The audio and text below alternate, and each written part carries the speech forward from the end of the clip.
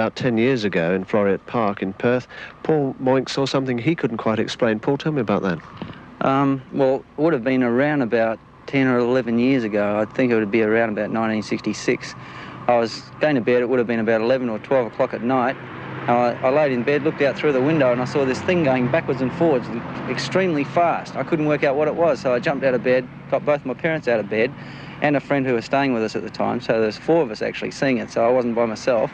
And we stood out here and watched it for quite some time. And we thought, what the heck is it? It was just too fast to be a jet.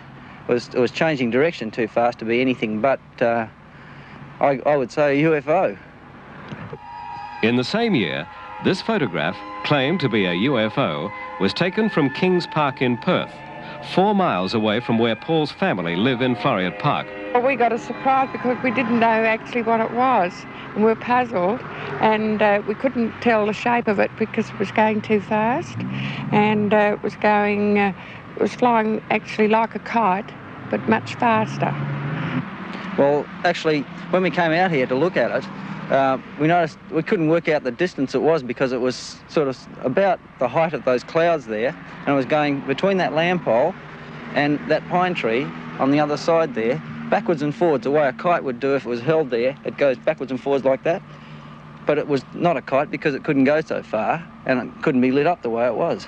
It was yellow and was going backwards and forwards pretty fast, and well, it looked very unusual, you know, and rather interesting, but of course it was fairly late, and but it looked like a UFO. I really did think that, you know, because I'd never seen anything like that before.